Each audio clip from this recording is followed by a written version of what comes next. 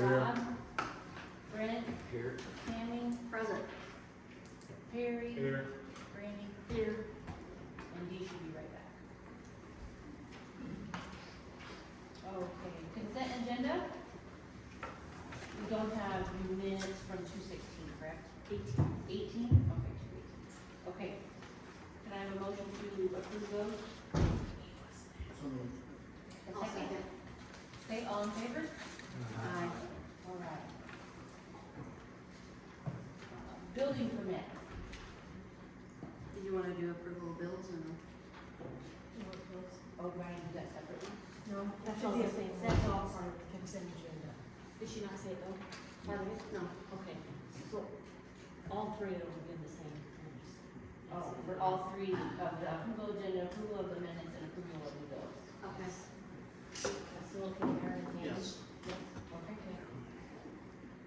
Building permit, I gave that to Corliss this morning and I forgot to call him to get it back, so.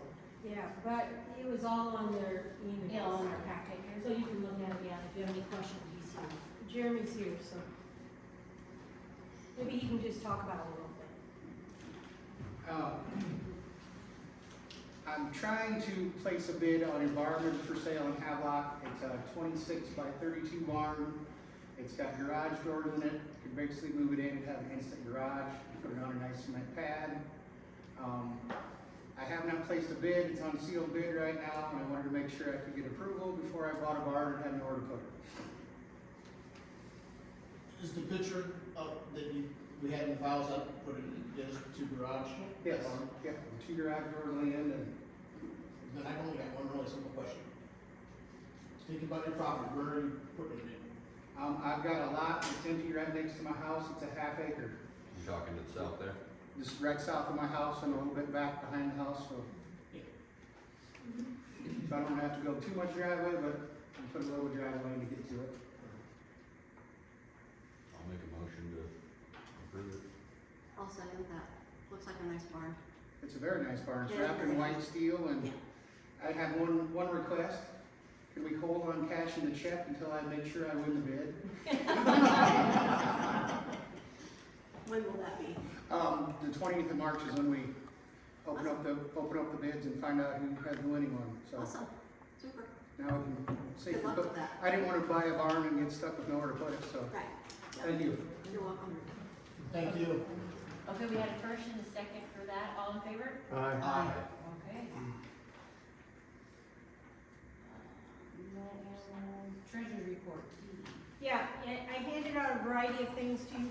First of all, on top was the profit and loss from January that Brandy printed off for you, just for the month. So you can see the loss in the lower right-hand corner that we realize each month that we did it, and that was January. Just so you can kind of keep yourself up to date with that.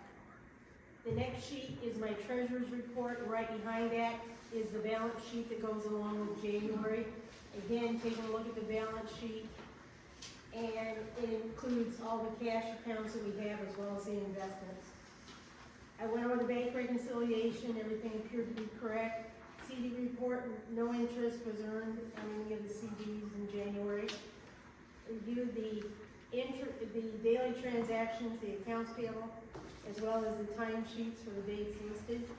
Reviewed the time sheets, looked over the paychecks, made sure everything looked all right, and I reviewed the general ledger entries for the month. And then the next 2 sheets is treasurer's report for February. Again, my report is along with the balance sheet, so you can keep that in there, maybe along with the stuff that we gave you in January when we were talking about budget, so you can kind of refer back to that. Again, I reviewed the bank reconciliation, everything appeared to be correct. CD report, 2 funds earned interest. And if you'll look under the balance sheet there, the gas one got a nice little amount of interest for that period of time, which was nice. And reviewed the daily transactions, accounts payable, and the time sheets for the dates listed, and made sure the time sheets and the checks matched, and reviewed the general ledger entries for the month.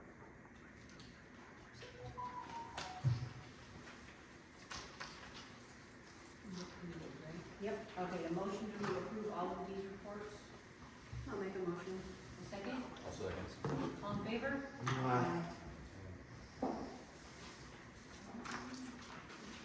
Clerk comments, Brady? I just had two.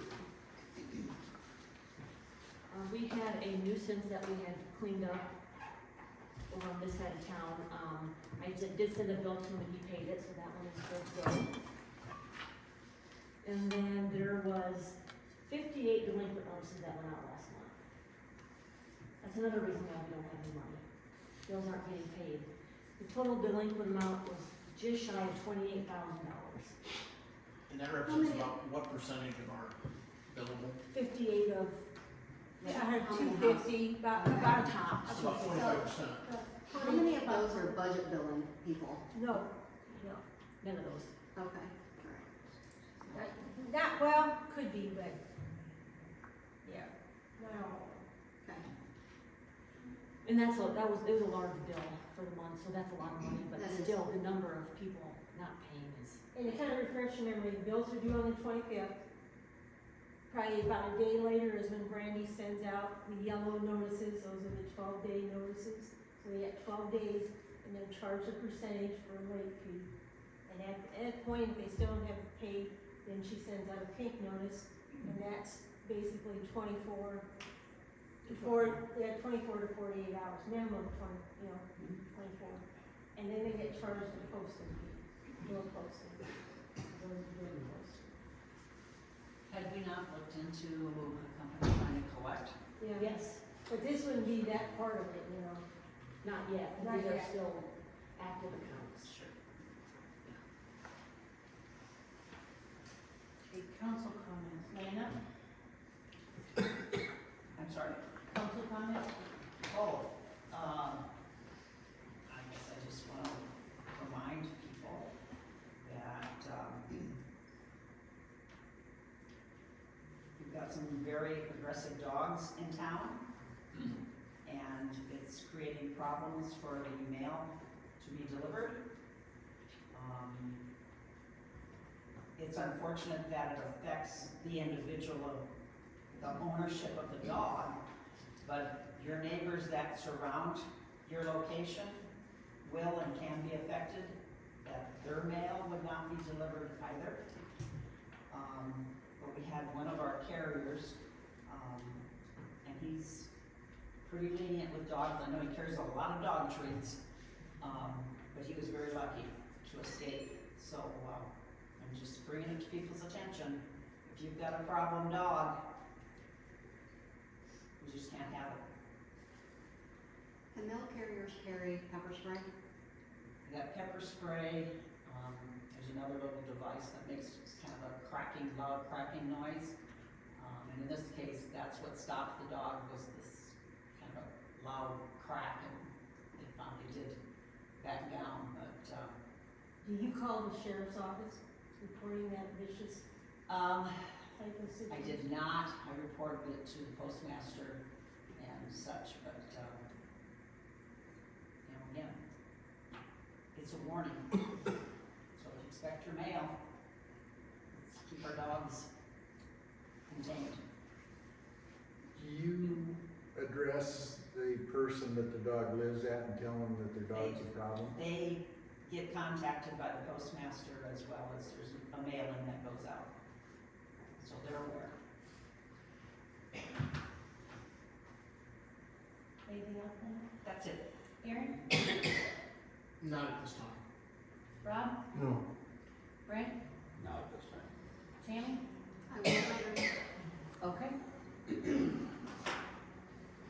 My turn. This month I wanted to talk about community. Community to me is a feeling of fellowship with others, sharing common attitudes, interests, and goals. Being part of the community gives us a sense of identity, helps us understand our place in the world. And some of us took these MLA trainings, and one slide really resonated with me. And in this MLA slide, the top was community. So we need to just continue to working together to be a community. We need to plan for our future. We know and we realize that there's a lot of our city infrastructure that is aged. However, we can't wait and we can't worry on the what ifs and whens and hows. Our utility rates do need to be increased. This issue has not happened overnight. It has accumulated over time. Going forward, we need to all work together to be diligent and help bring our community back. There's a reason that the rear view mirror is smaller than the windshield. And utility report, Perry. Nothing to report. Okay, thank you.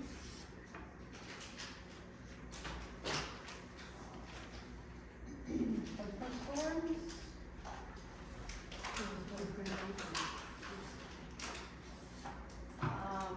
This is from Lana at the post office, 740 Grant Street. Dogs were very aggressive towards the mail carrier.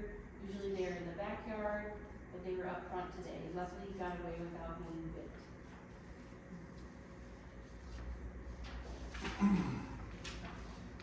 Does anybody want to discuss this? No. No. Okay.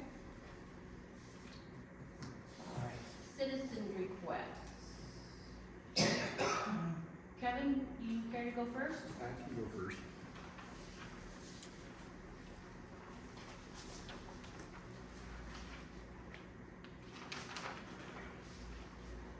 For those of you that maybe have a little less voice than mine, I set up a microphone so that you can be heard.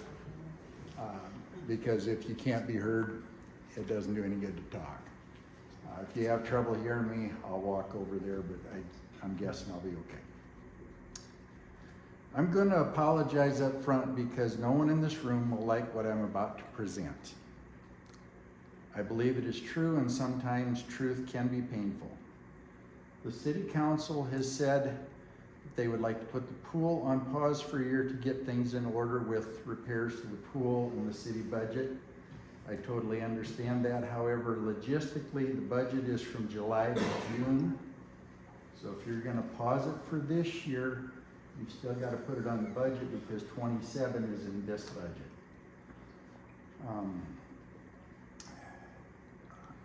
I also understand the utilities furnished by the city are being provided for less than the cost, and so they're subsidized by the taxpayers. I understand this thought process, as it is easy for an in-town councilman to use taxpayer dollars to help cut the cost of personal utility budget. This can be a catch-22, as low utilities entice people to town because the cost of living is lower. However, some of the people who move to town for that reason don't pay that bill either. And that, among other issues, creates problems. The deficit of our utilities is not new. I would guess that mayors and city council have been doing this for decades. The biggest difference is that our tax dollars from the state have been adjusted. We were just talking about that Saturday with several people in the state administration. So we're not gonna get the tax dollars to the city that we have been for years past.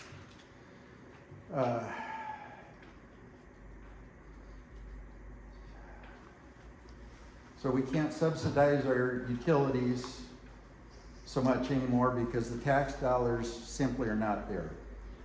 We're not even talking about the cost of lost revenue to the maintenance and upgrades yet. The issue with this is that the savings that may have been there to cover other expenses that the city needs to cover are squeezed by the lack of utility income. So our lagoon upgrades, street repair, swimming pool, fire truck, and other expenses become unattainable without this revenue. I've heard the correction is proposed to come in stages. I will promise whether you do it all at once or in stages, the people will complain. Cash flow is important. I would suggest that you correct your billing to be a minimum of break even immediately. Go ahead and take your butt chewing. It's gonna happen anyway.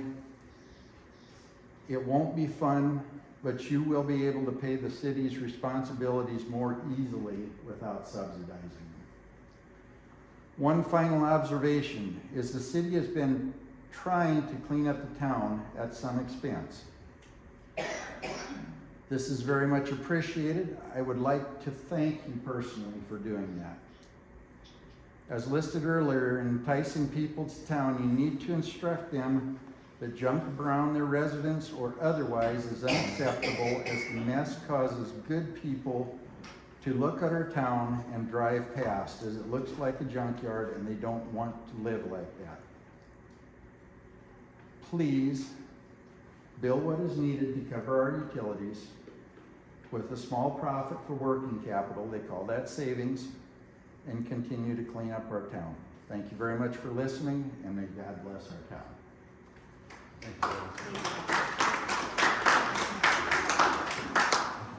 Thank you, Kevin. Okay. Up next, I'll have Sarah Munson's on speaker, so go ahead. Okay, can you hear me okay? Yeah.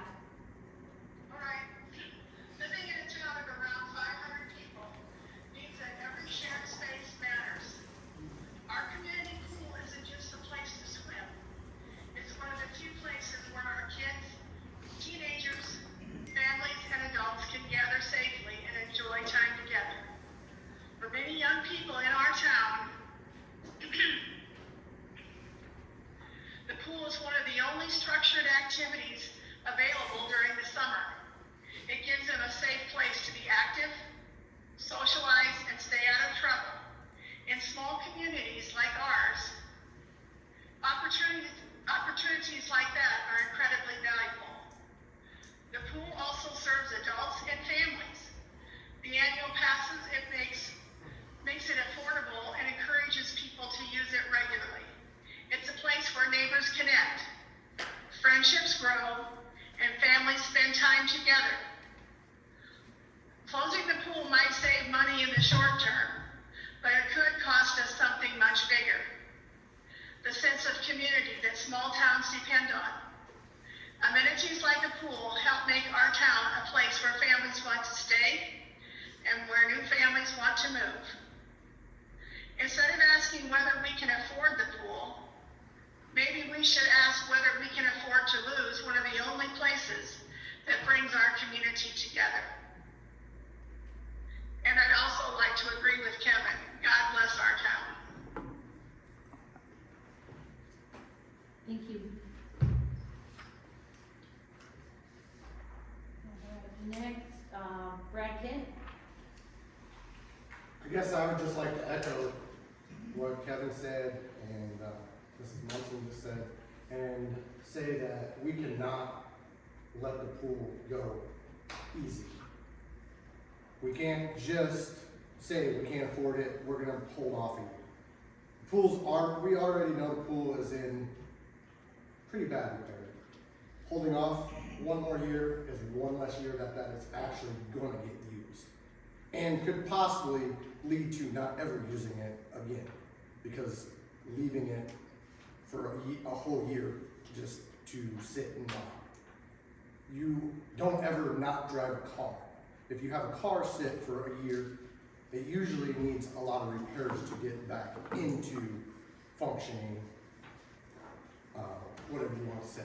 But another thing I would also like to say is we're not just a regular town when it comes to water. When it comes to our children, every one of you have a obligation to our kids to keep them safe. And one of the obligations is the pool, because where are our kids gonna go when there's no pool? We have a pond in town. We have a creek that lines the outside of our town. Where are these kids gonna end up? These kids are gonna end up in them two areas. And I would like to add that when we built the pond, it was built in Rolfe fashion, is what I would call it, and we dug it from the inside out, so that the sides are deeper than the middle. And at that point, you are asking for problems, for somebody falling in and being, we've already had people drowning. Accidents happen. I would really hate to have a kid be part of that accident. And you, as a city council member, are gonna have that on your shoulders, on your mind, if something like that would happen. At that point, I didn't make it to the last meeting and hear the budget. I didn't hear what we actually need to have for like, if we need to do a little more fundraising and stuff like that to help the city. I realize a lot of our younger people need to start getting involved in this, and that's where I think a lot of the older people have been doing it for so long that it is time. Their older people want to hand it down. I realize that younger people need to start stepping up and do a little more for our community. And this is part of it, is being here and being present at points like this. Because this is a very big turning point for our city.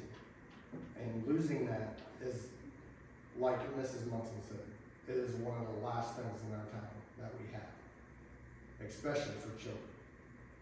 And that's all I got to say. Thanks, Brad. Next up, Shannon and Heather. Well, my first question is, if I ask a direct question, can I get a direct answer? I'm not sure if that works. How did nobody catch that we were going in the hole on utilities? It's been going on for a lot of years. Yeah. It's been, and the balance sheet has been presented for years to any council member. All they had to do was look at the balance. So it's the former city council members for years that never caught the deficit. They didn't pay attention. For a lot of years, I'm talking. Yeah, that's what I'm saying. I don't Look mean back 4 on the years. last 20 years worth of audit reports, and it's the same thing when it comes to utilities over and over. So a city council, our city council should have caught this error, Long ago. correct? Okay. Okay. Comment. Even when I was mayor, we were concerned and we did not act. We should. Okay. May I make a short comment? One reason Rolfe got natural gas was so when the bonds were over, the gas company would be producing revenue for the city. And once the bonds were paid off, we used that revenue. We're in the opposite situation now. Because the rates did not go up for 16 years. So, I don't remember where I heard it, but is it my understanding that now the budget or whatever pages that city council gets are gonna be set up in a different manner? So if this would happen again, it would be caught right away? Not necessarily. The, They're getting the same paperwork as they've always gotten, a copy of my report plus the balance sheet. what I will say is Brandy has gone above and beyond as far as I'm concerned and changed the profit loss report from an annual to a monthly, which helped me catch it quite a bit because it's a almost $9,000 every month loss across all utilities that are deficit. There's a couple that aren't, but I think the only one that's really not is stormwater. Yeah, so the one that we put out for them for January, we were over $20,000 in the hole that month. We lost 100. So it is set up in a way that if you all are paying attention, you're gonna know if we're going in the hole or not. Yep. And where it's from. So Yep. going forward, we know. Going for it, yes, Yes. that's what I'm, okay. A lot of my stuff is repetitive.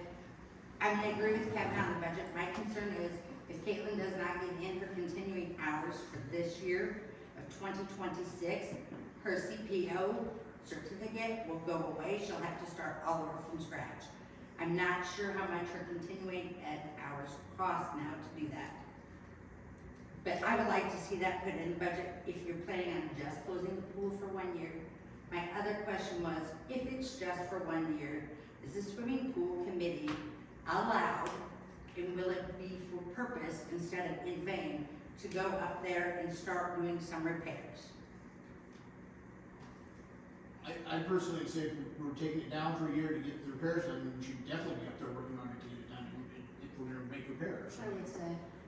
Well, the only repair that would need to be done to be open, to be responsible, would be fixing the water leak off of filter number 2.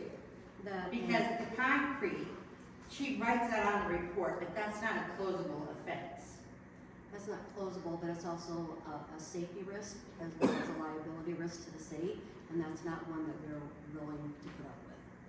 So it has to be done by a licensed contractor who deals with concrete, who has to come in and sand it down, and then we can make it so that it's workable. And it's how safe. did they put the pool together with volunteers? You're talking back in the seventies, I have no idea. I have no idea. So the rules just weren't the same? No, by farmers and, yeah, it was built in 1970, it's 56 years old.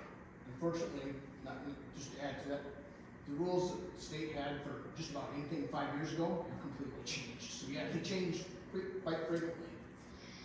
Okay, my other concern is the nuisance abatement contract. I know that she's got someone who's helping her now trying to recoup the money. However, when we're so far in the hole, and at the Meet the Candidates meeting, we were told by candidates, we talk to everyone first. Is it even in your thought process to get rid of that contract to save us the 80 grand?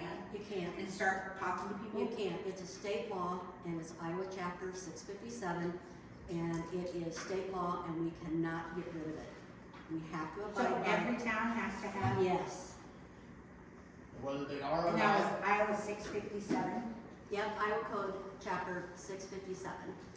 And whether they are or not, or whether somebody's policing or not, that's another story too, sort of like the law enforcement contracts. And you can't reallocate funds to save the pool. You can't do that. Oh, I wasn't even thinking that way, I'm just thinking that was an area to save money, if people Oh, really just no. went out and talked with everybody, No. wouldn't need nuisance abatement No, officer. unfortunately, And no. does that have to be a licensed It person does. for It that? does. They have to be trained. And that, because that was something that I had asked that night when we were doing the get to know the candidates.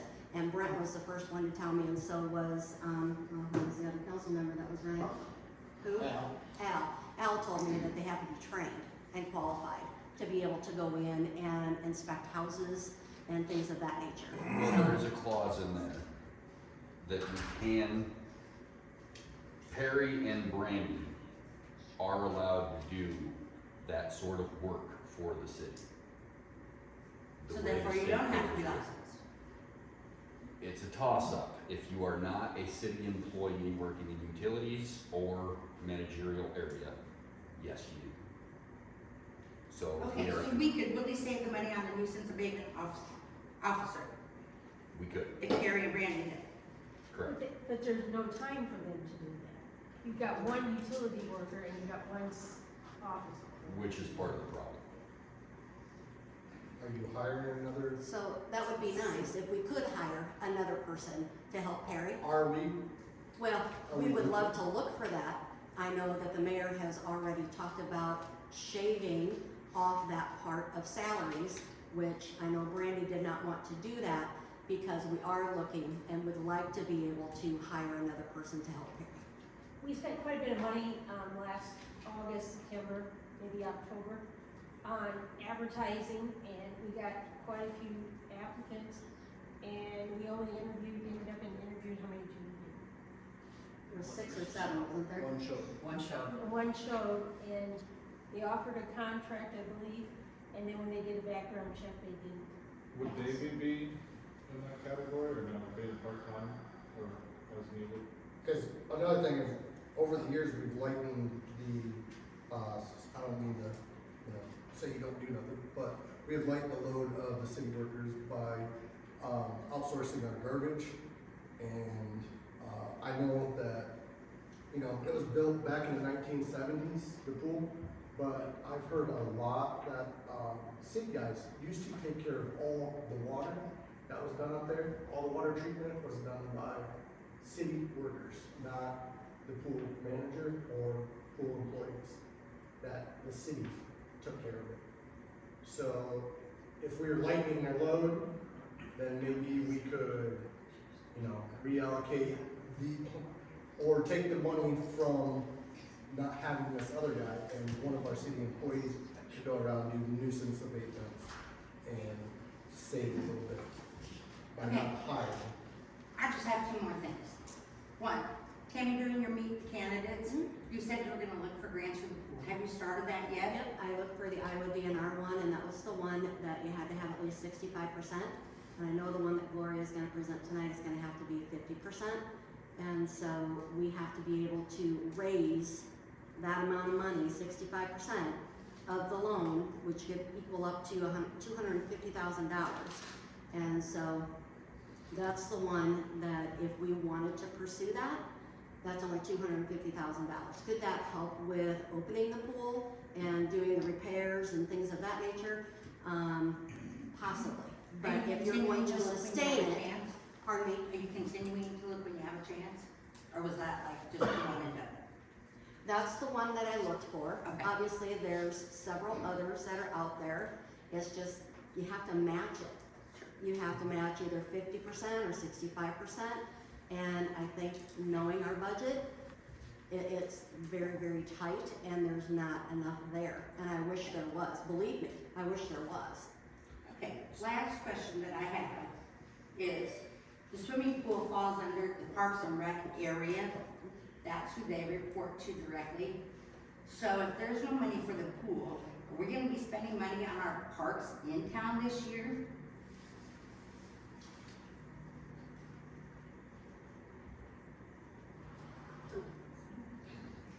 Good question. At the last Park and Rec board, the only improvements that were talked about was like repainting the Gazebo, gazebo, but that. not the gazebo, but the little shelter house at Heritage Park.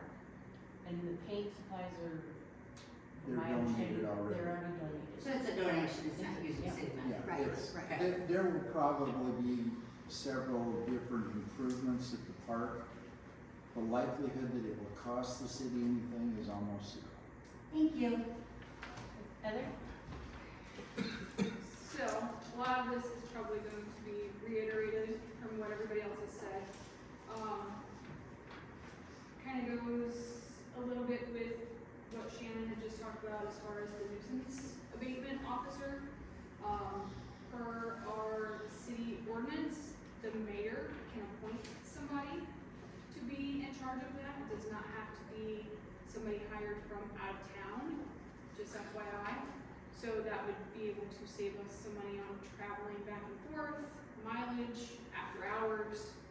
I know we pay quite a bit for him to come over. As far as the people that are going to court, what is the reimbursement that have been, for the people that have gone, how much have been paid back? Depends on if it's going to appeal or not, or if they haven't paid it or they haven't gone to court yet. Because sometimes the court docket is so backlogged that sometimes they don't get on as quick as we'd like them to. So I work for the county attorney's office and I have access to that docket. And I can see on magistrate court days, because that's who does those hearings. And a lot of them have been continued out by the city attorney for no apparent reason. I get calls all the time from people saying, how come my court date got rescheduled? And I'm like, I don't know, it's a city case, you need to call the city. And they've gotten nothing. The city attorney doesn't return their calls, the nuisance abatement officer does not return their phone calls, nobody seems to know what's going on.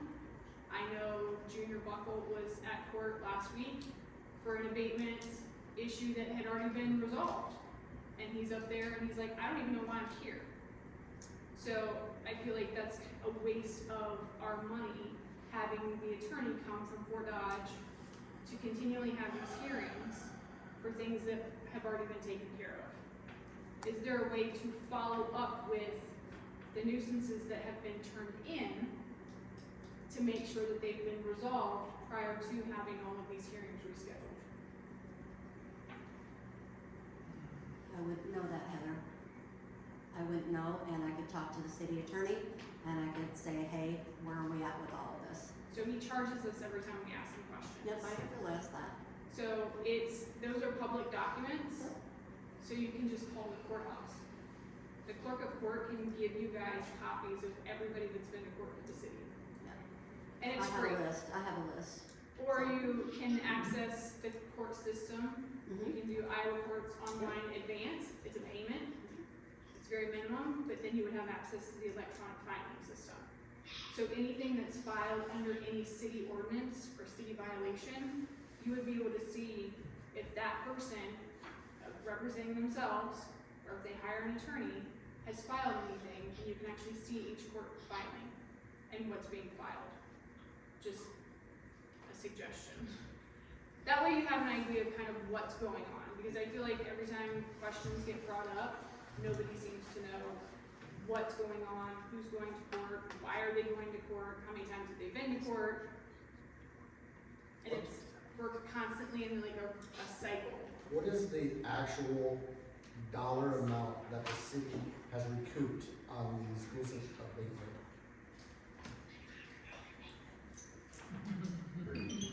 I don't have a figure. We don't have that figure right now. You don't even have it, this has been going on for how many years now? And we don't have a figure on what we've recouped, but we know that we are spending money for some guy to give out the. Do you want us to just randomly brag just to give you a figure, because we did not have that in No. preparation? That's important to know, that we can't give out information if we don't have that information.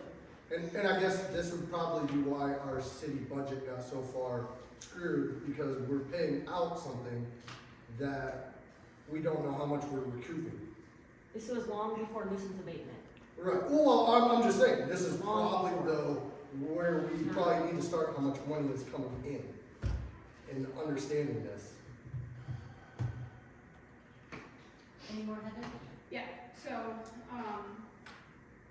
Shannon had brought up mentioned since I had said that you are actually, can be in charge of appointing people or assigning people to help with the nuisance abatements. Would that be something that you guys would think about adjusting? Brent and I are part of the subcommittee for nuisance abatement. Okay, but that doesn't mean, that still means that the guy from Mobile is our number one. Until we can find somebody who is qualified and can help Perry. That still doesn't really answer the question. So a nuisance abatement is something that's causing a junk pile, or it's unnecessary, that's not going in and doing an inspection on somebody's property. That's completely different. So, say I have something in my yard and you guys don't like it and you think it's a nuisance, you think it's junk, you think it's weeds. I get taken to court for that because I get a letter from this guy from Mobile. That has nothing to do with anybody that can come over and inspect my property. That has nothing to do with one of you guys saying, hey, we noticed your grass is a little bit tall. We noticed your lawnmower is sitting in your yard. Is there something we can do to help? Because all of you guys had mentioned in the Meet the Candidates that was your goal. We've gone down that road of trying to approach individuals. But it's And how we you get approach individuals. anywhere from guns in our faces to threats and what have you. So It's, a neutral third party has to come in. but he's Because they not. won't listen to the city, they don't bother to follow our city ordinances. That's the But problem. how are they being approached? He's when- not. He is not approaching these people. He's mailing a letter. Nobody is With going to pictures. their house. So Heather, Nobody is knocking on their door. what I think Brent and I would like to see is for whoever, our guy from Mobile, before he sends out the letter, is to change the process. And we haven't had the opportunity to actually visit with him personally, but what I would like to see is the process changed so that he tells us that, hey, yep, I'm gonna possibly send this letter out, and I would say, hey, let me go visit with them first. So how The thing is that you have to also have people who don't meet you at the door, or I can have that opportunity to call or email them. I'm not there to harass anybody, I'm there to help them move whatever they gotta get moved, mow whatever they gotta mow, or get rid of weeds, that sort of thing. I'm not above helping a community member clean up their space. But they also have to be willing to come and meet me halfway and say, hey, I'll help you too. But if I don't get that, and I get a gun in my face, then it's like, no, not gonna do that. So, but that's what I would like to see, is that process flip just a little bit. He's still gonna have a job to do until we can get somebody. And if we can get somebody that has a clean background check, and then be able to then change that process. To be able to have us go out. I know Brent works full-time, I work full-time. It would be an evening thing for me unless I'm here on the weekends. So, with that being said, why not ask the community, since you want to be so community involved, for volunteers to start in different sections? And that's what we used to do, is go to the doors. But that's why we had to change that, because no one was following. It was go, well, so what, you called on me, you told me I got a problem, and they wouldn't do anything about it. So there had to be We further do steps have a taken. group of volunteers that works on doing that sort of stuff that I've been helping with for years. Even without city involvement. If anybody wants to help, just give me a holler. And there was always people that would offer to help, whether it was physical or manpower or equipment or whatever, and we still would get pushed back and get the F off our property. The problem comes in with, there's some people in town, and I will say, like, when I got my letter from the city, or from the city of Mobile, like many of the rest of you have, I called Dave. I asked him to return my call. I never got a call back. That doesn't sit right with me. And why you still got him? Well, I have not voted to keep him, Jim. Well, get rid of him then. Well, And you saved the city a lot of money. I'm working on figuring it out. But Is there a way, knowing that you have received a letter and how you felt just getting that letter and never getting a phone call, did he ever show up to your house saying, hey, I we had have no this communication. problem? Okay, so that's kind of. The next time I knew anything about it was when I got a city council packet with my name in it that I was going to court. Yes. So As there's. my house is in the process of being transferred. Yeah, I was not too happy when I saw that. There's a lot of phone calls that I get for that reason. Yep. And I feel like if you're feeling that way and the people that are calling me are feeling that way, how many people are not calling or reaching out to you guys that are feeling that way as well? Right. So can I ask, Heather, are you getting phone calls from the Rolfe community, or because of the fact that you are the assistant to the county attorney, are you getting phone calls from Pocahontas County? Are you getting other people from I get Pocahontas County citizens. that call you about this kind of stuff?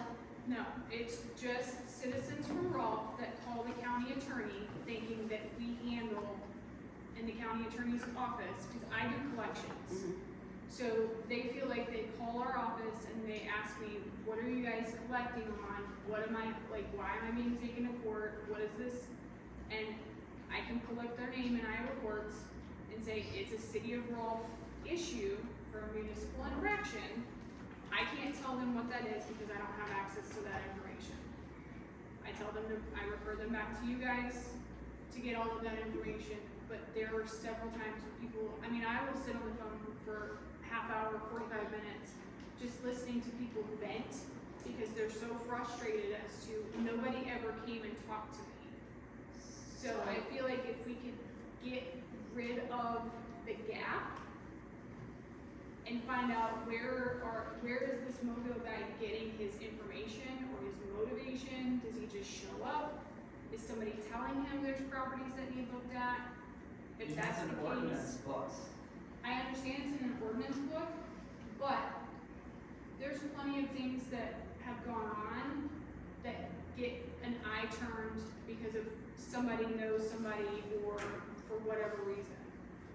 But it's the people that are continuously being brought back to court for same issues. If we ever stopped and said, maybe there's a reason why. Maybe they don't have the money. Maybe they can't afford to fix their lawnmower. Maybe there's something going on and they lost their job. It's things like that that I feel like the community, if the community knew people were struggling and needed help, they would be more supportive and willing to pitch in. I know when Ryan, my husband, was on council, he worked endlessly days, nights, weekends. He was working with Matt on a lot of things, and the city was finally getting back to that community base, and it all fell apart again. So it's doable, it's just a matter of being efficient and meeting people where they are and not having them meet you where you think they should be. Because a lot of people are, especially now, struggling more than ever. Price of everything has gone up, gas has gone up, groceries are more expensive. So if you have a choice of feeding your kids or putting gas in your lawnmower to mow your lawn every week, I'm sure they're gonna pick going to the grocery store and having gas to put in their car. I just have a question. You mentioned just a few minutes ago that they call you because they are not aware as to why they're going to court. When they already get a letter from Mobile that explains why they're going to court or what their infraction is. So I don't get the communication gap as to why that is. So one thing I will say is, you get one notification, and it's a notification of the infraction. The second notification is them taking you to court about it. Okay? Some people aren't getting that second notification. I never got that second notification. Jim, you can probably attest to that. The only notification I ever got was the one you handed to me from. I came to talk to you about the one with regard to paint and stuff like that in your house. As far as I know, you have not been summoned to court. You were given a chance to take care of it. That's not what that first council packet I got said. Your sister-in-law. Yep. Okay, so as far as I know, nothing has happened beyond that in your It case. said court pending. What's that? It said court pending. Well, the original letter comes out as a courtesy, please take care of this. Right. You have 30 days. And I told you Take care of it, then you're subject to go to court. That's the law. Right. You're given a reasonable amount of time to correct the infraction. You're sent pictures of the infraction, so there's no question that there's something there. In my case, I've gone to people's houses to talk to them, take care of it right away. I've talked to other people personally and get off my porch of trespassing and things that are worse. The reason that we went to this nuisance abatement is because I had my own council member basically say, you're picking and choosing winners here. You're not fair with everybody. Okay, I tried to be as fair as possible. I'm not perfect. So we talked to our attorney, we went with this other process. It's the same process that we used before. It's just a different person issuing the pictures and the letters. And he runs them through the town. Okay, but when you can't get the guy to get a call back. That's unacceptable, but, and I can't answer to that because I'm not the guy at the other end. I do know that here in town, you get people who will not clean up. They know they've broken the law, they're well aware of it. We've cleaned up several properties at the property owner's expense, and they turn right around and do it again on purpose. I mean, I don't know how you can fix that problem if the people do not care. Let me put up a fucking fence. That's simple. Thank you. There's junkyards in town. It's not a junkyard if everything's parked behind a fence. Okay, Heather, do you have anything else to say? So, a couple other ones, sorry. As far as the levying of the civil infractions, I saw that on further down on the agenda. How do you go about doing that? Do you hire a third-party collector? Is that something that's going to be outsourced? Is that something that, I'm sure Brady has a ton of other things she has to do, that's not what she wants to do, is chasing people around doing collections.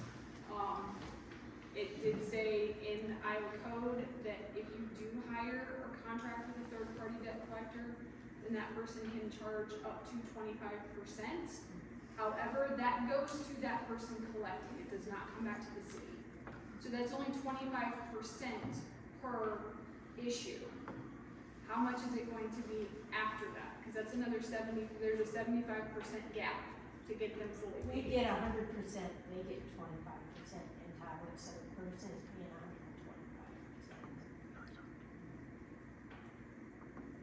125%. Is that even possible with a civil infraction?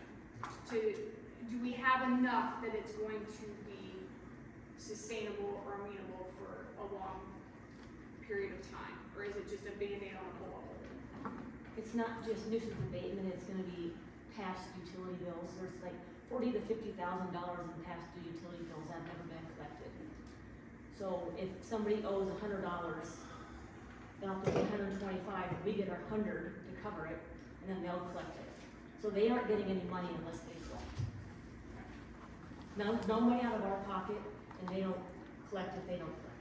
So what happens if they don't pay, because the civil infraction gets assessed to the person's property?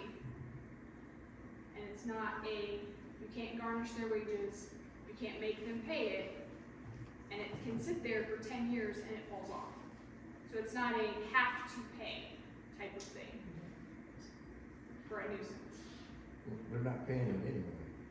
Right, but after 10 years it falls off, so what's the point? If they're not selling their property in 10 years, who says they have to pay it, because it's gonna go away? This service doesn't charge us. They make their money on asset and everything. So if they don't pay, they don't pay, they're not paying anyway. Right, but my thing is the city's still not getting that money regardless, and we're still paying to have somebody put letters out and do all of this stuff, so now you're adding another step in the process, but that could be eliminated. You sound well qualified.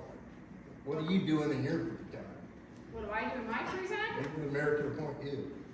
I'm not asking to be appointed, and I'm not saying anything about what I do in my free time, because I have very little. I do a lot. Good. I was making.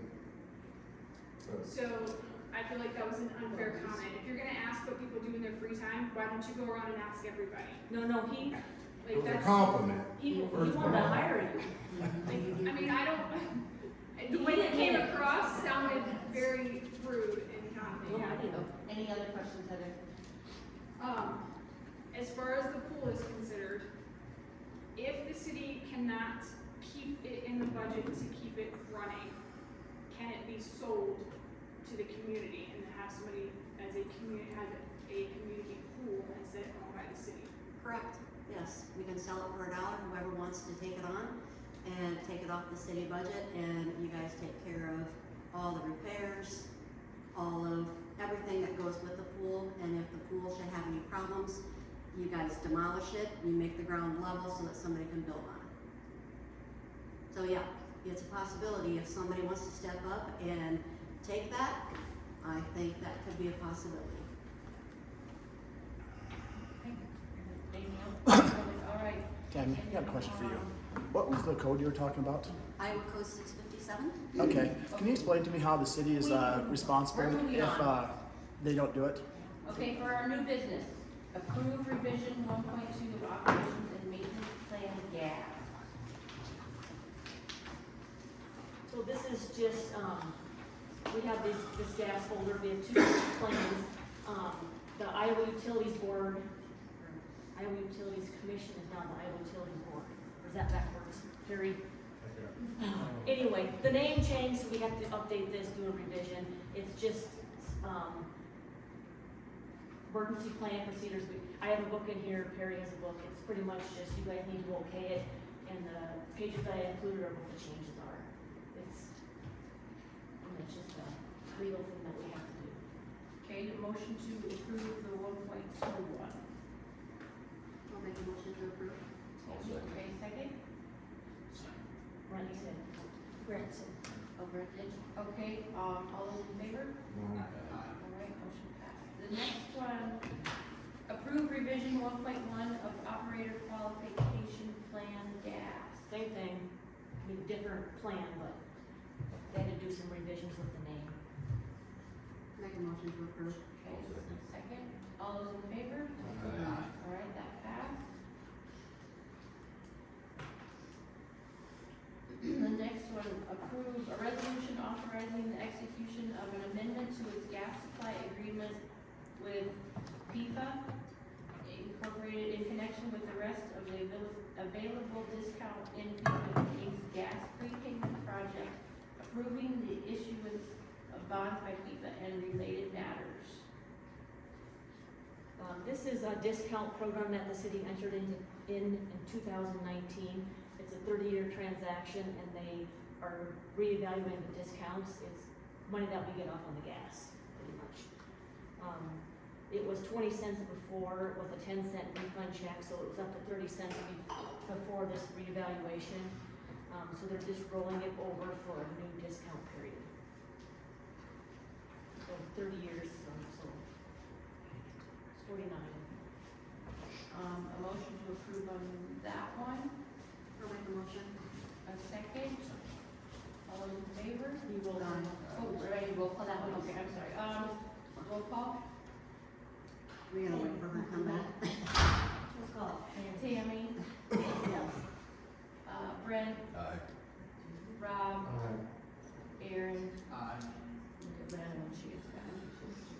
Okay, motion carried on that. Okay, approve a resolution levying late fees for unpaid civil penalties, cost of nuisance abatement, and delinquent utility bills.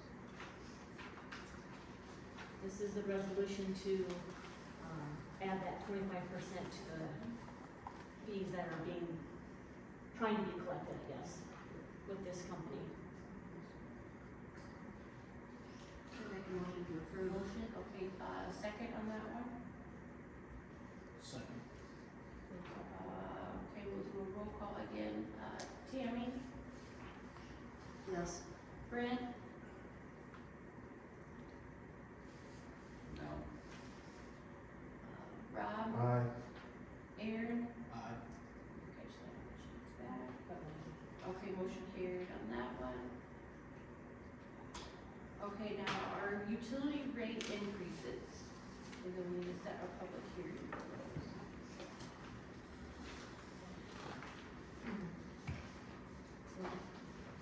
What's your numbers? Yeah. Yep. Brent, you wanna go over, or Brandy, either of you? So the garbage, last we talked about was up to $30. $25 a day.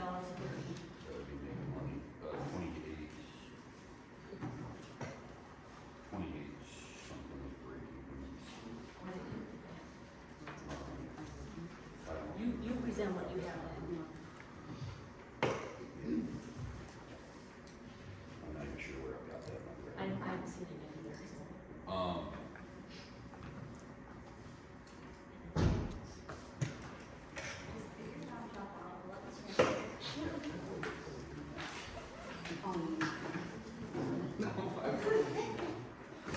Got spreadsheets that are gonna make this so much easier. So I've spent, I don't know, probably 30 to 40 hours in the last month going over different ways that we could change the billing rate, keeping the billing rate the same, and upgrading numbers so that we can make up that 37.6, I believe, percent deficit that it is currently in the water utilities. With that, I've done a lot of number crunching. I have been doing my darndest to save your checkbook and your pocketbook as much as I possibly can while the city not only fixes our $162,000 a year deficit, which I'd like to say myself, if we didn't have that $162,000 deficit, we could probably afford to do a lot of other things without things having to get closed and shut down. My personal opinion. With that, give me just a second here. I would like to propose that we raise the water rate to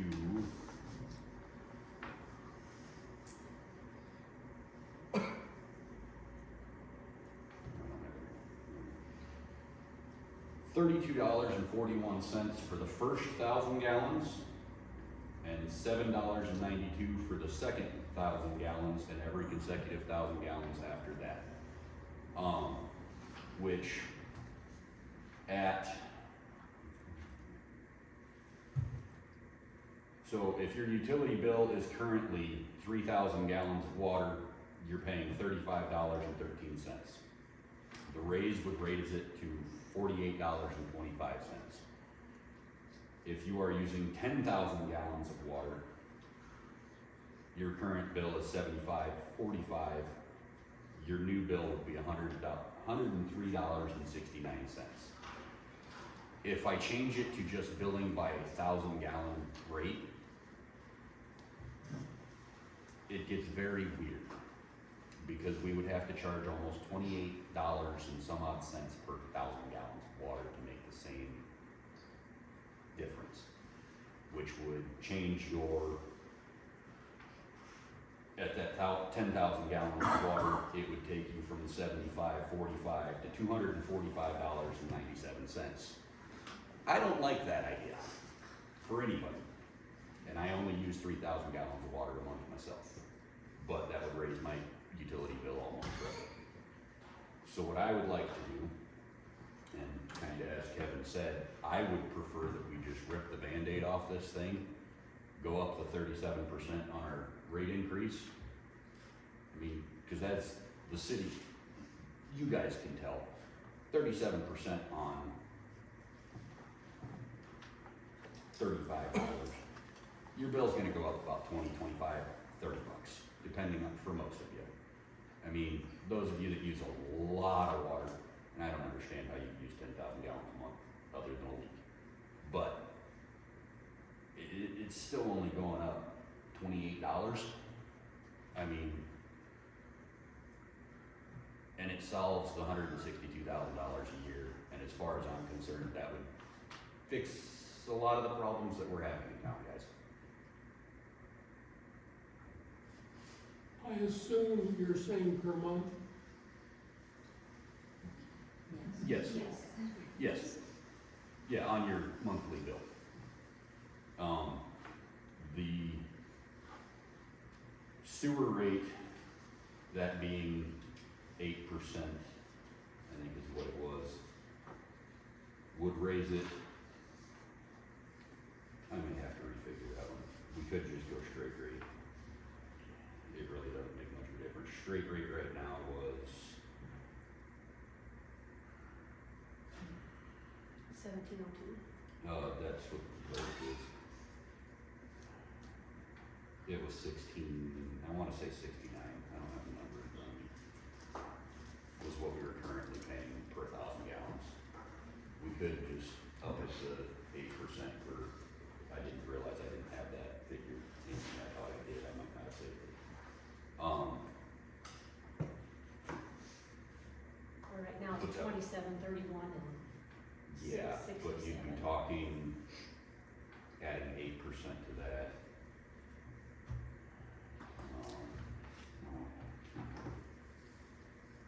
Let's slow up here.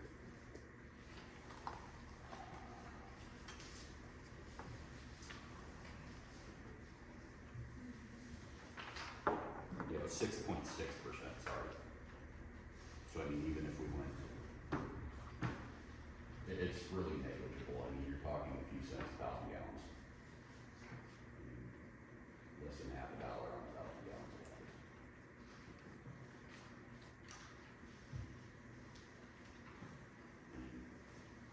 On a $10,000 bill, you're looking $5. I don't see why you wouldn't raise it all at once. We're in the hole, get us out of the hole, that's your job. Right. What good is it if you pay $5 extra every month? It really does. No. That's not a very large amount where people are gonna No. slip their lid because their bill went up $75. Right. And like I said, I tried fixing the rate so that we could just be at a set dollar per 1,000 gallons per month. You could calculate it easy. But it throws the totals off so far that you guys would want to kill me. Okay, for the utility rates, we will set and hold a public hearing, March 30th at 5:45. We have a motion to set that. All motion. So second, okay, all those in favor? Aye. Roll call that one, Roll call, okay, roll call on that one, Tammy, Yes.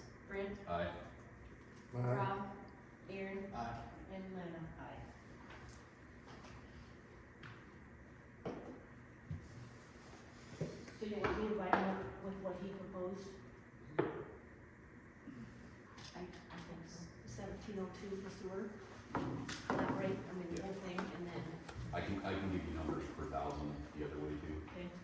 I thought I had those. And then what was the garbage one? Did you see that? We're currently 25, right? Since we're going to public hearings, do it both ways and we can look at both of them. Yeah. And Brent, if you need help, we worked on stuff before, if you need help, you know, it's just too. Okay.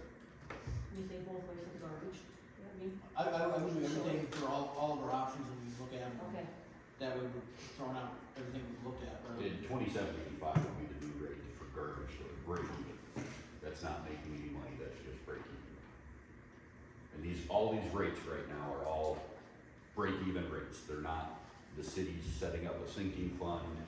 I mean, you're talking a making of $40 a year. So it's not an entire fix, but it's getting us to stop the bleed.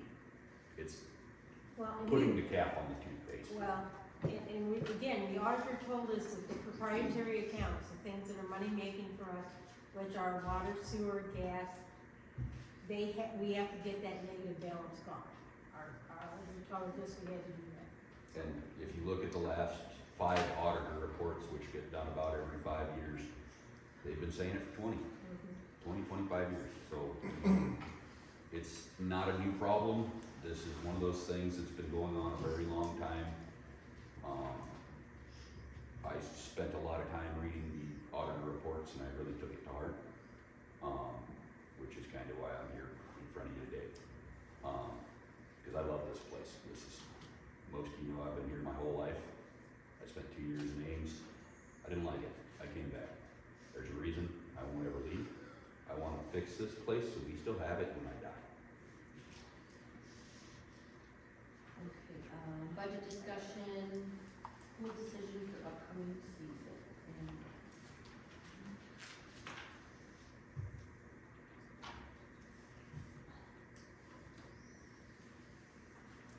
Any discussion on that?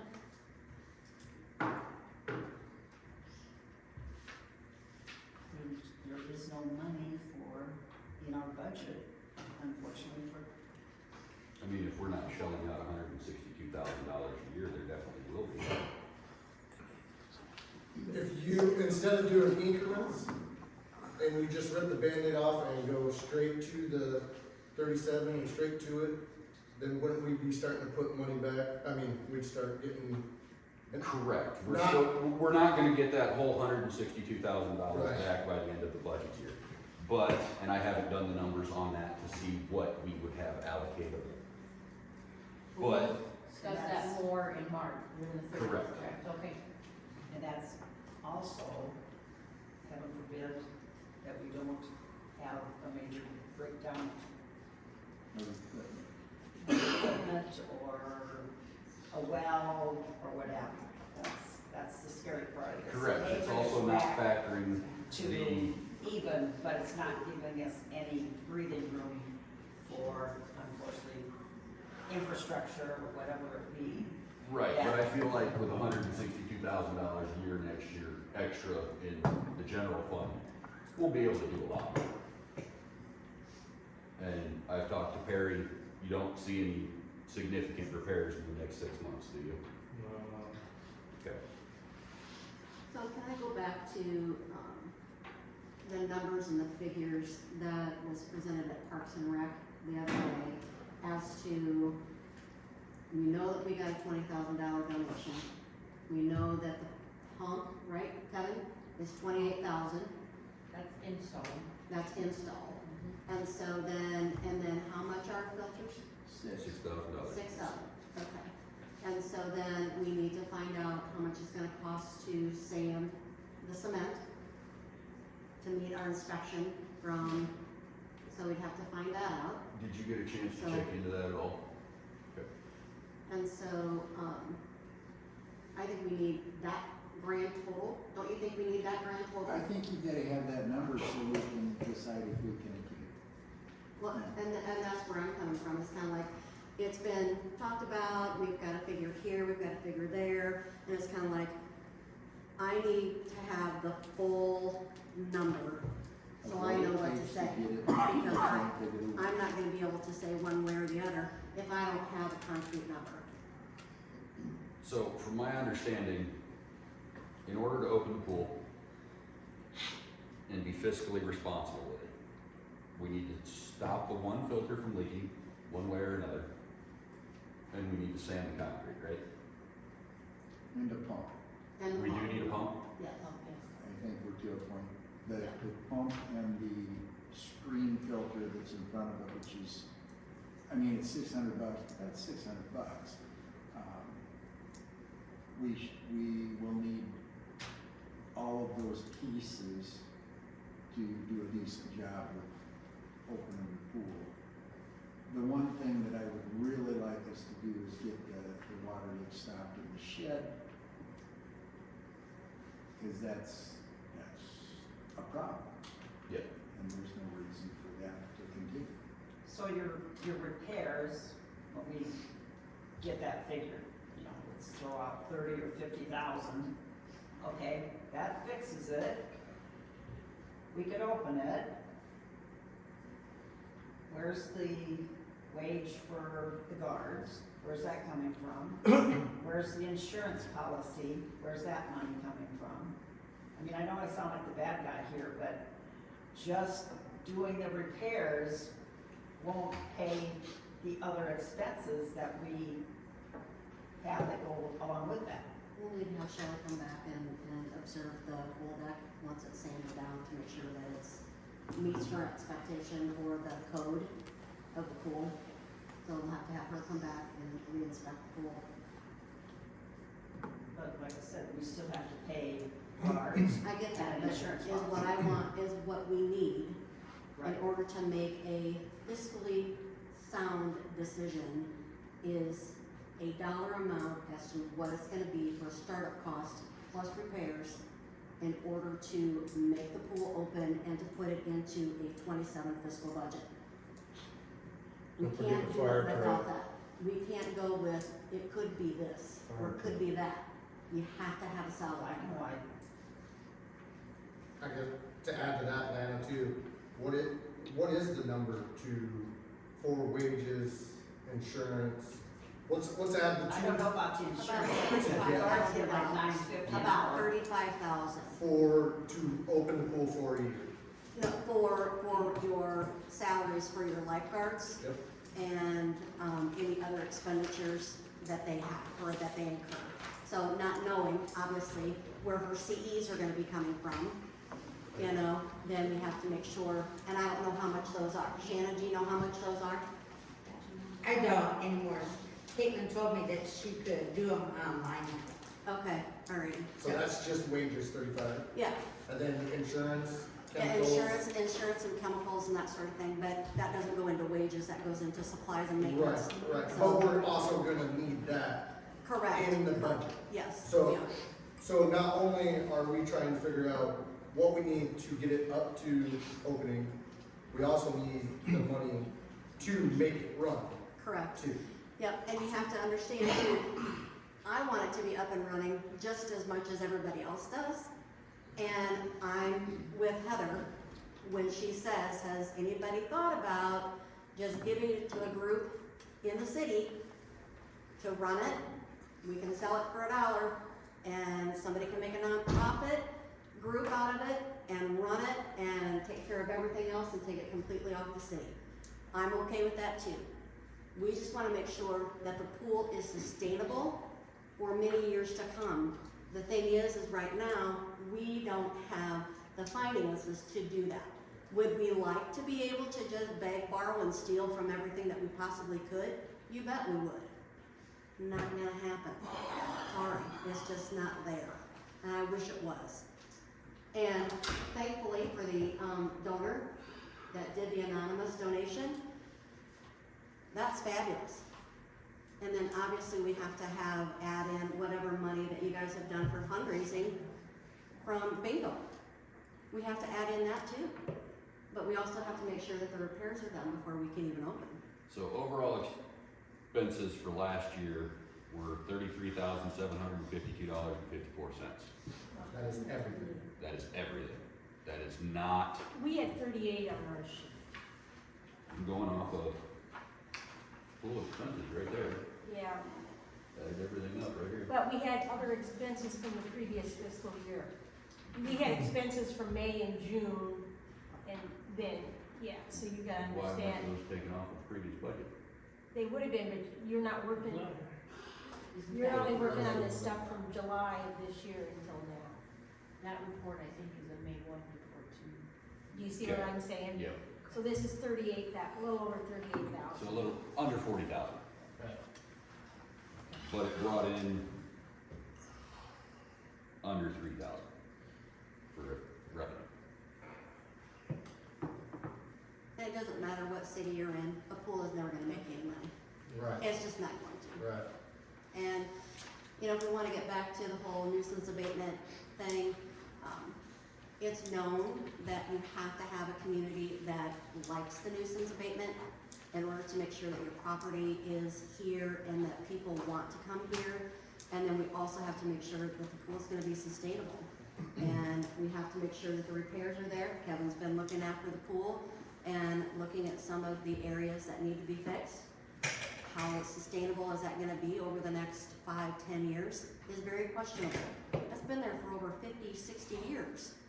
You know, that's a lot of years to have a pool sitting in the ground. And so we have to be very realistic when we look at our pool. I do have one question, if you don't mind. We talked about the mechanicals, we talked about the concrete deck. Have we assessed the condition of the pool itself, the part that holds the water? And I bring this up because last year we drained it at the end of the season, and I pumped out the bell 7 times after that because it backfilled with groundwater. There is a problem there, it's brewing. That pool needs to be assessed to see, can we fix that part of the leak? Or are we just chasing new mechanicals and stuff and the pool's not gonna last? Because you're putting money towards a pool, there should be a return on investment on that. If you're gonna spend all the money and the pool's only good for 1 year and it fails. The pool committee has been looking into liners. They're looking at getting prices and quotes on liners. So that is something that, yes, is being looked into. And to clarify, does that mean we have identified that it is, That the there is a- structure is leaking both directions? No, We're looking at back. we are just looking at backup. They are looking into it because concern has been, Yep, thank you. okay. I guess going back to your grants that you're looking into, the $250,000 grant, we have to come up with 65%. 65% of it. So, This one is 50%. Yeah, This that one, thing now is 50. but you're looking for a $2-3 million grant. Right. But- I'm looking for a well, that- I mean- $250,000 grant. right. Whereas, I mean, like you say, that we're gonna throw this money at this one problem. Whereas if we save this money for 1 year and build up to try to get a $250,000 grant where we're throwing it all at everything that, or Right. majority of it to make it last, like you said, another 5 to 10 years, you know? Yeah, Cause because- it isn't, I mean, It's $162,500 that we would have to come up with. right, And right now, we're probably that much in the hole with utilities, so we have a little bit of a problem here. So the water, Jim, that you're talking about, it's not just water that's coming from a pump or a filter. It's coming probably from the ground or somewhere surrounding that pool. Coming up through That's coming out through the lowest part of the pool. Right. And it's not coming from the plumbing. Has there been any cracks or anything that you noticed while you were down there pumping it out? I can't tell because the bottom of the sump area where all the water goes in and gets pumped back into the pump house. The bottom of that is rotting basically, so it might be seeping through the concrete. And if you go look at the bell, there is rusty racing stripes from the groundwater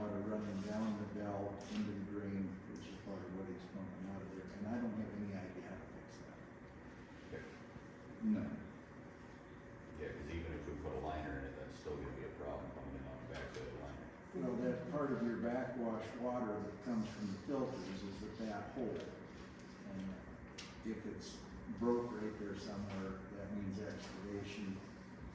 And how far do you wanna go? Okay. How deep in the ground roughly do you say that is? 8 foot. 8 foot? Okay. But it's under the deck, 8 Yeah. foot down. Okay, law enforcement, and the budget part. I'm assuming we're tabling the full decision until we get final numbers as to how much this is gonna be, and then actually see what it is for the liners, for the backup, and then, follow up with those leaks to see how structurally sound it is with the cement. Is that what I'm hearing? I just wanna make sure that I'm hearing what I'm hearing. Do you guys have any questions? Motion to table it till, I'll make a motion to table it. okay, I'll second on that one. Second. All in favor on that one? Aye. All right, that passed. Okay, then to our law enforcement. I attended the Pocahontas County Supervisors meeting last month, and the law enforcement was brought up there. They wanted up our rates, just like everything. One thing that was presented was to do a unified law enforcement agreement. And the Clerk and Fonda has started on it. I talked with the mayor in Palmer. They've started to do some research on that. That, will run, it'll be a tax levy. And you have to vote on it, and that wouldn't come up to vote until 2027, I believe. There is another supervisor's meeting for tomorrow, and I'm not able to attend, but I believe Brent's gonna go. Yep. And Dee's gonna go as well. Just to back up, so you all know that, for what, 3 years, we paid approximately $60,000 for 1 or 2 years, and then went up to 66. Last year, when we knew we were having some budget problems, and Fonda was having budget problems and all those things, we went to the supervisors, and the people that are paying the money for the 28E agreement is Fonda and us. Those two communities are the only ones. So these other smaller ones, like Plover and Havelock and Palmer, are paying a much reduced amount, if any. If any. 500 or less. Lorenz and Pocahontas pay nothing to the sheriff's department. So we're the ones that are, and everybody in the county is supposed to have law enforcement. We got it down to about 17,000 for this year.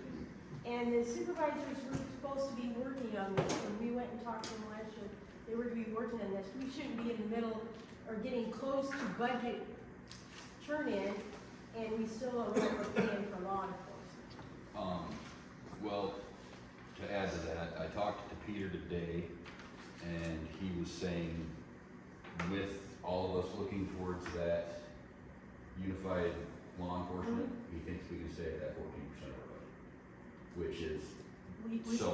That would be nice, Mark. That would be wonderful. So that's what we'll be talking to them about. Yeah. And get them to get something to going on this, so we know as a town what our budget amount is going to be every year for law enforcement, and we want everybody to be paying their fair share. Humboldt County runs it, and for example, Draggate pays less than $1,000 a year, and then it's set to go up, I believe, 5% per year for the community of Draggate. Stephanie, can I ask a question? Beck, you were saying that Lorenz and Pocahontas don't pay anything. How come Lorenz isn't paying anything when they don't have police? They do have, they have a shared agreement with the city of Pocahontas. They contracted with the city of OCPD, they signed an agreement, a meeting agreement. So then they don't have to pay the. They Well, the sheriff's office. They don't get the sheriff's The office. city of Kobe to go from one But if the sheriff's department goes to the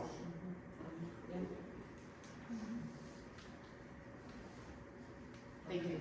And keep in mind, they're only here 20 hours a week. Pardon? They're only here 20 hours a week. No, they're not now. Not now. Not now. We're on emergency orders. Oh, we are? Yeah, Saying they don't yeah, it come was over only for 20 nothing. hours, it was 20 hours when we were paying 66. Oh. I will say, since we lowered what we've paid them, we have seen them a lot more in town. You see them driving around town, you don't see them just parked at the park anymore. They actually are thoroughly doing something at least. But don't let the supervisors and the law enforcement know that. No. One, No. definitely raise it. Okay, should we table that until we hear back from when Brent goes to the meeting tomorrow? Okay, do we have a motion to table that? I'll make Second? second. Okay, all in favor? Aye. All right, that passed. Okay, budget billing, Brandy. All right. This year we did the budget billing a little bit different because it was not figuring how we thought correctly in the billing system. So, we sent out a letter at the beginning of the budget season at telling people their amount. Well, because of the high bills, it hasn't taken care of them this winter, and I've had nothing but complaints from people. It has been a nightmare. So, I'm just asking that we just get rid of budget billing altogether. How many use the budget billing?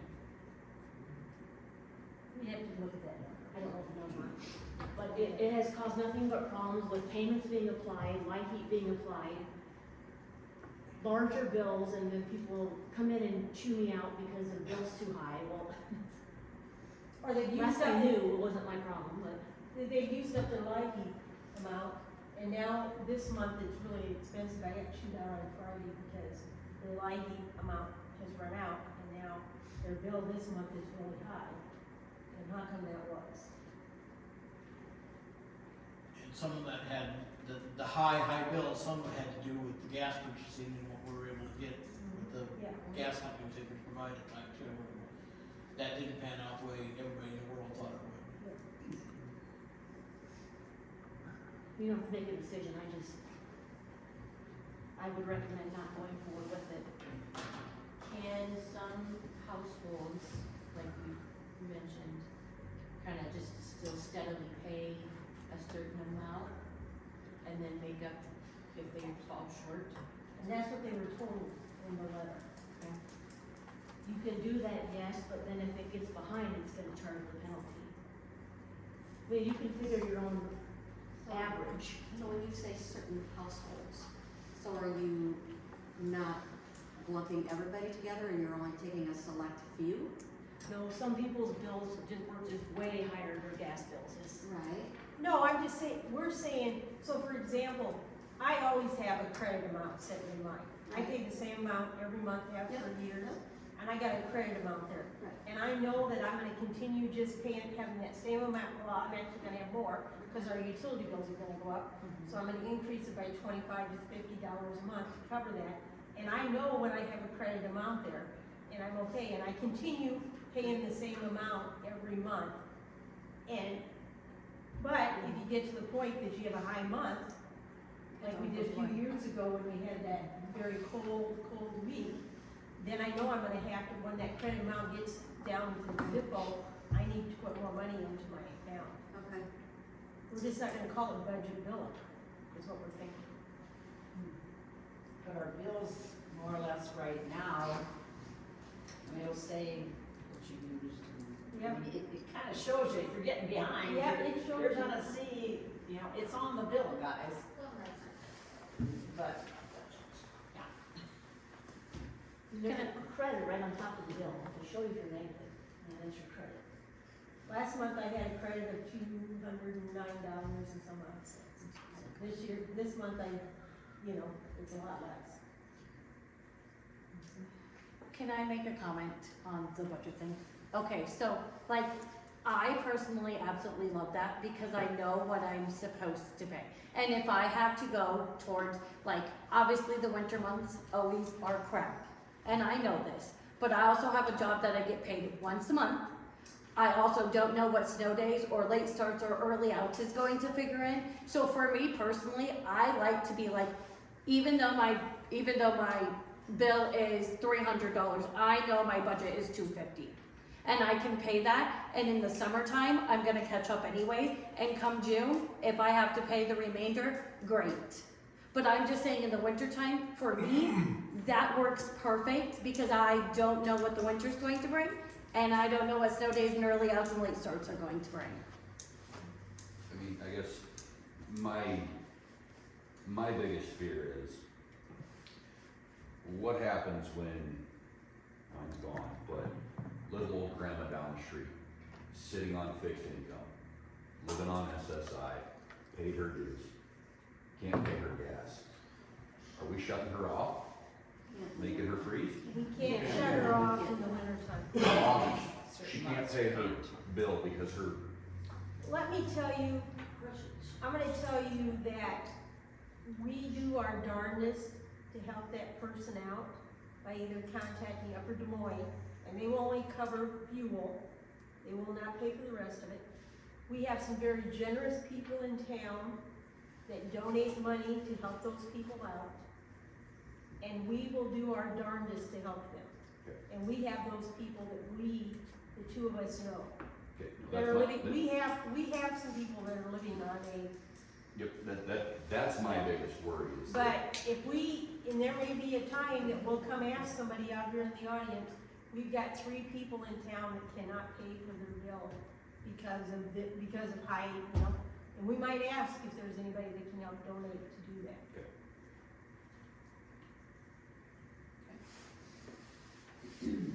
Next is approve resolution wage increase.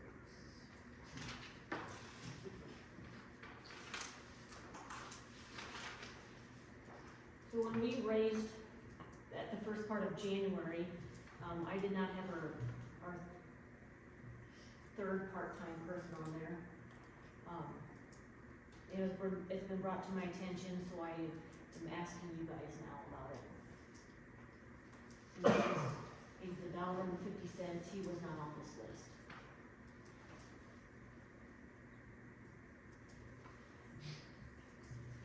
So, I inquired about this morning at the office. We're basically looking at $9 back pay for the individual.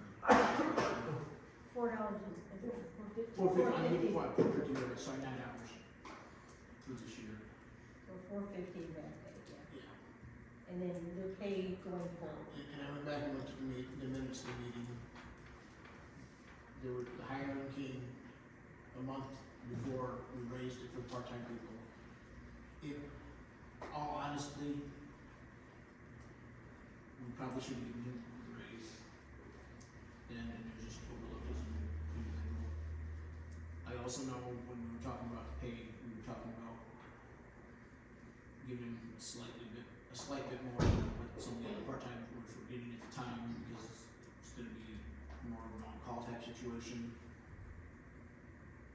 $4.50 isn't gonna break us. I'll pay it out of my pocket if we need it. I think we need to stay true to what we did with the rest of the employees. I guess my biggest question is, does he still have his certifications? No. No. If he had his certifications, the amount would be a lot more. Right. But he still has it, no But he's working under Perry's, certification. and they're right on that. Yeah. I think we need to do what's right, because that was sort of the expectation we set when we did the pay raise, figured the pay raises out for this year. We said part-time people and we said full-time people. I'll make a motion. I'll second the second. Okay, roll call that. Tammy? Approved. Yes. Britt? Rob? Amy? Lana? All right, let's pass on that. Next up, Gloria, with pool greenhouse.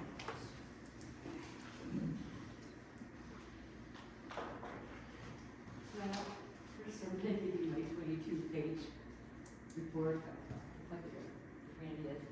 I need 2 things. I need, resolution. I think I have, I got you had that.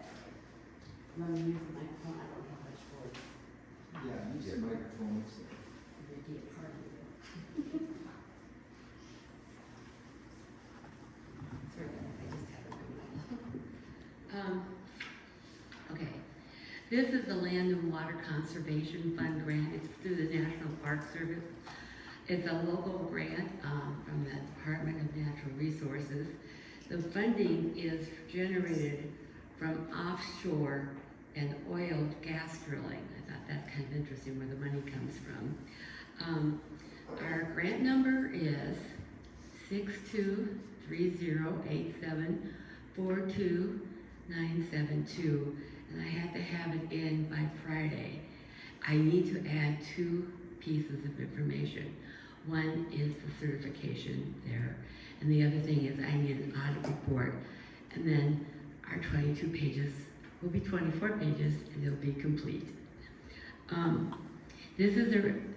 The application is for a maximum of $250,000.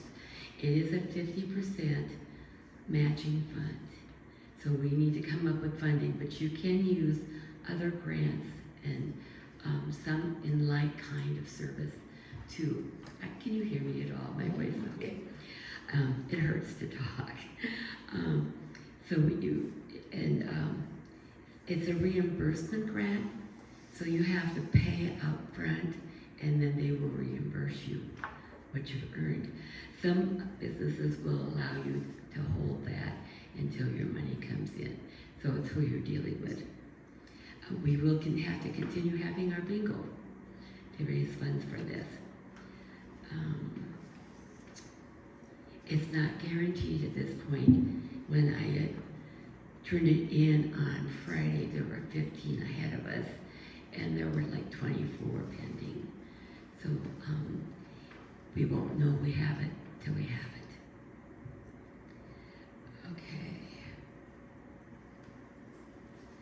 So this application includes a proposal for local outdoor recreational needs. It aligns with the Iowa SCORP, which is statewide comprehensive outdoor recreation plan. Swimming pools are acceptable for this, and from the people I talked to, repair work is acceptable. Some places it has to all be new, but we should be okay. The information would include a description, a need, how and who it would be served. I had to create a timeline, which I'm a little bit uncomfortable with, but I had to create that, a management plan, and how we will continue to operate the pool, and the procedures that will be in line. That had to be included in the report. So that was created by me. It's subject to change to what you want to do, but I went with the best knowledge I had. We did have to have an archaeological review. We passed, and there's a budget sheet in there. There's a risk assessment sheet in there, and that's the one I had to have Brandy sign. So it's just to say that there is risk assessment. I want to be clear to you, Brandy. It also includes maps and pictures of our pool. So there are 22 pages if you want to look at it. But I would ask the council to give us their approval to proceed with this grant. I'll make a motion for approval. I've got questions first, actually. Who signed off on certifying this on behalf of the city before September? That's what you're doing now. So nothing's been It's not certified. certified. But it can't be in my front. They gave me an extension. I'm sorry, I didn't mention that. So as soon as I can get it, like tomorrow would be wonderful. But then and the audit report, then it is complete. But that is all lying on that. So another question I have, there's a paragraph here that states we're certifying that we have the ability and intention to finance our share of the cost of the project that will be operated and maintained at the expense of the city for public outdoor recreation use. We don't have the money yet to sit there and to make that kind of. I know, but we can use grants, other grant material, and fundraisers, and we did have to identify how the community is supporting it. And the fundraising we're doing and items like the egg hunt and the bingo, and we need to show community support that way.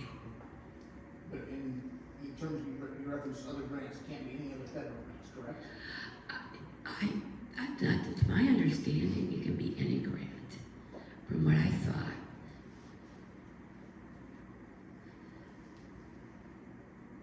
I could be wrong, but that was my understanding. That there wasn't a binding rule on that. I thought I saw something in this book.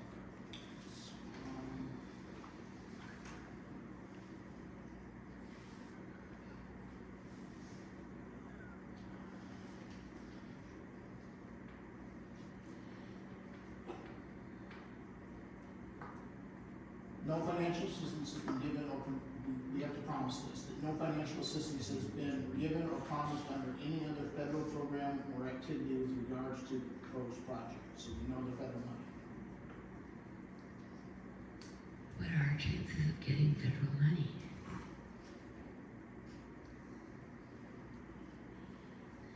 It's hard to find grants. No, you're right, it is. It took most of last summer for me to find the grant that we ended up going with for the fire. Yeah, I ended up stripping on that and basically falling on my face and, asking around questions and started, not only was there a grant out there that might work for us, but somebody knew a really good grant writer too, so. And they're not easy to find. I wish I knew a good grant writer. I was encouraged when I called the department. The people I talked to were very encouraging for us to apply. And I guess my other question is,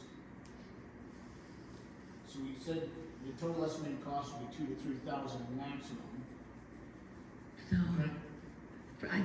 in my report, The page we got with the. Million. 2 to 3 to a million. million. What did I say? Thousand. 2 to 3 million, I'm sorry. Right. 2 to 3 million, 2 to 3 million. And if we're And that's the going bid through we have. $1 million project, we have to come up with at least $250,000 for them to match, Right. and the project's still not done. I'm trying to just.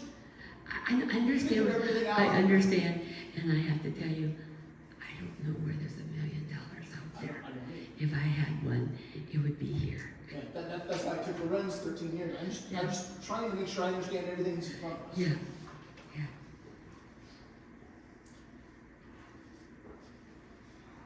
Now, if we move forward with this, we don't have to use the grant, correct? Because it's Correct. a pay back after. Right. And I think we need to have matching 200, we don't, if we could get $250,000 to match, what our fundraising is doing, I think we do not have to use it all. We can use what we want. We don't know if we're gonna get it. Okay. It's And- worth trying. And my next question is, does the money used for whatever repairs have to come from the city? Or could it come from the city and a separate entity? It could be, as far as I know, we can use this money for the repairs. We just have to have matching funds. Well, I'm saying, But we also can the account matching funds, do those have to come from the city or could they? No, they can be anything, Okay. anywhere. We can also, and I keep encouraging everybody to, it can be in like labor. We can keep track, and there's usually some funding allowed. At one point, it was $17 an hour for like labor. So I always encourage to keep track of your time, whatever you put in. I don't know if I can track my time for writing this grant, but I have 16, today I have 20 hours in this. And part of it is because my computer doesn't work well. But I don't know if I can allow that, but that would be a lot of money for us, if we can.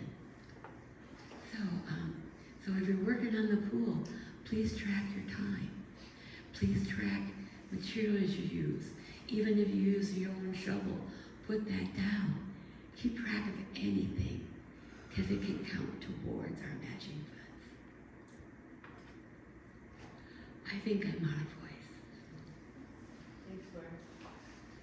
I'm still stuck on the paragraph that is in complete accord with the attached proposal that it will carry out the acquisition or development in the manner described in the proposal and any plans and specifications attached thereto, unless prior approved or any change that has been received by the Iowa Department of Natural Resources. I have a problem with that.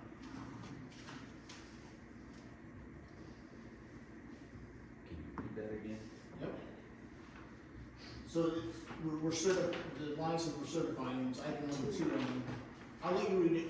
Yeah, yourself, you're rather than my hand.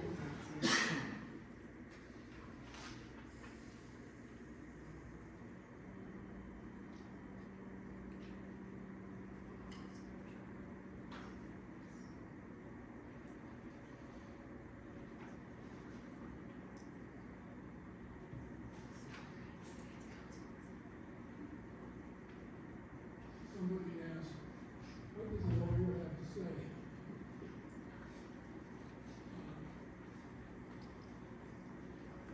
Go for it, we'll look. I'll sit there. It says very long. Number one, I've not read the plans. One person in the family involved in trying to figure it all out, and it's. But it sounds like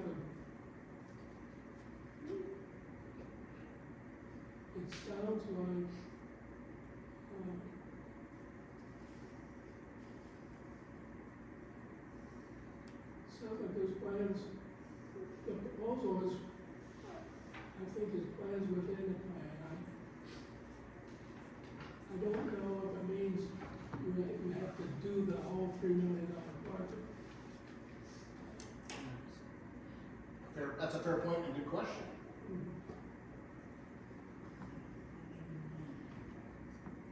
I did put a comment in there that, we're going by the, I can't remember exactly. She said, that to the best of our ability, and also that we could encourage the cost of it, like, things.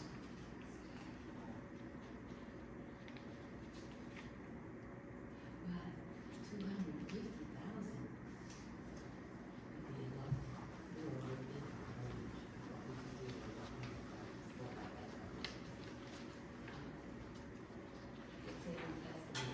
I have to, and that's it, and the material I have. And that was $3 million. It's worth $3 million, but they had a bathhouse and we don't anticipate to be building a bathhouse. Ours is usable for our functions. The cement work, I feel is a necessity. But it does say it takes a while to get this right. So applying now, we can find out, it may take us a year to get it right. And what happens if we sell it, in the meantime, we decide to sell it in the summer, And then in we the city? said, then we just tell them, we don't want to move the grant. I think there's a very easy answer, and we just do it. But the people I had to deal with were very easy, very understanding, very receptive. And we do see the strong point for us is being small, with a limited budget, with people who need for their health and for our children, and for the ability to teach people to swim. That's key. This is a recreational grant, and it's geared towards rural Iowa. We fit the bill. Any more questions? I'll make a motion that we let it go forward. Motion, we have a second? I'll say no. Okay. Roll call. Tammy? No. Rick? Aye. Rob?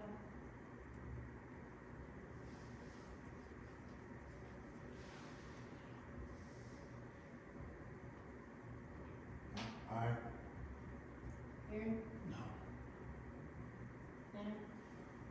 I guess I'd like to see us try whatever we can. I realize there's no guarantees, but we're not gonna get it if we don't try. Yes or no?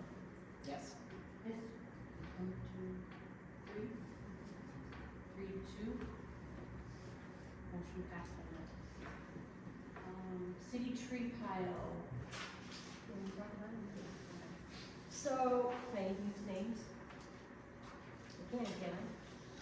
Scott Nelson, contacted Charlie McElroy about taking down trees in his mother's acreage, Mary Nelson's, which is not in city limits. Charlie took the trees down and put them in our tree pile. So, what would you like to do in this case? Because you know we can't burn those.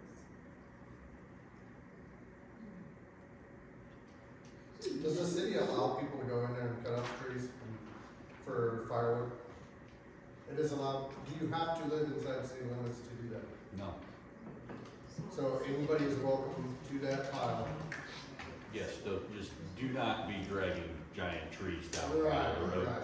Well, and we laughed, but it's happened recently. It has. Well, to not make it a mess, I mean, I understand. But again, what do you want us to do about this situation? I have actually been in contact with a local business owner that is out of town. I am looking pile, but not distances. I am looking at finding out whether or not if we pay somebody to take the trees, they can do whatever they want to. Right? But we don't want to pay. I get that, but it takes liability away from us, I believe. That's the other thing, I guess, if we allow people to go in there and cut up I am trees. not talking a lot, I am talking a very small nominal fee per like truckload or something like that. Well, If that's what do you want me to call Scott? Do you want me to, what should I do? I have his number. I suppose in this instance, we should probably contact tree owner. I believe that's how we would have to proceed with that. and maybe do the tree owner, which would be Mary, Correct. CC to Scott, CC to Charlie. Yeah. Remind them that only city trees are allowed in city, well, city trees that reside within city limits that were not taken down by a contractor are allowed to be taken down. If you have a tree taken down by a contractor, it is not supposed to be taken to the city dump. The contractor is supposed to deal with that out of their own abilities. So contact them if you want them to take them out or take them back. Okay.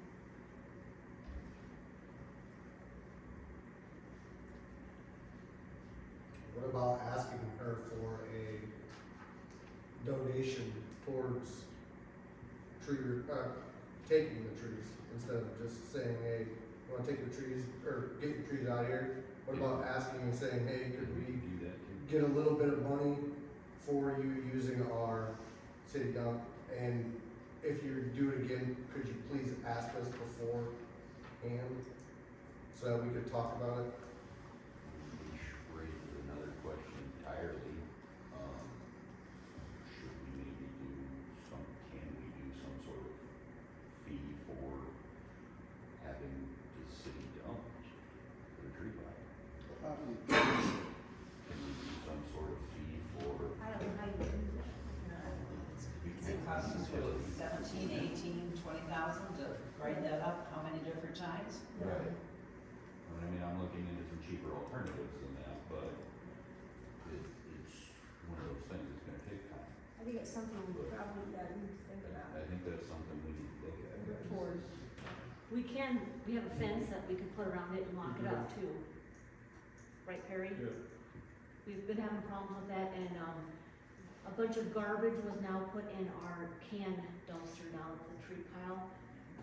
So I had to call the sanitation company to come and just take that whole piles of cans and put it in the garbage truck, so. That along with the recycle bin are probably gonna be taken away sooner than later. We just can't, people won't stop putting their garbage in them. So they pay for garbage then? Probably not. Well, I don't know.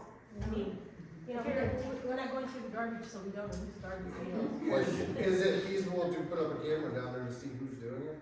The other So it question could is, is it feasible to just move them back up here where they were for a short time and get them back on camera? If we already have cameras here. We don't have cameras in. We got a camera system on the front, though. Is there, I mean, it'd probably be cheaper to put a camera here than install them. Well, because wherever you have a camera system, you have to have the internet. Right, right. I mean, otherwise it's paying a cell phone plan and cell service and all that, and that's gonna be, Why can't Scott Nielsen burn it on his own property, out on the farm? Why would they expect that? that's, City dump used to be on their property, just east of there, they could add it to that.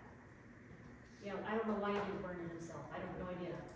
Well, I mean, maybe they could question whoever's gotta do it, ask them, why did you bring it to the city? no, I think it's just what Charlie's used to doing, to be honest with you. I think it was just habit, would be my assumption.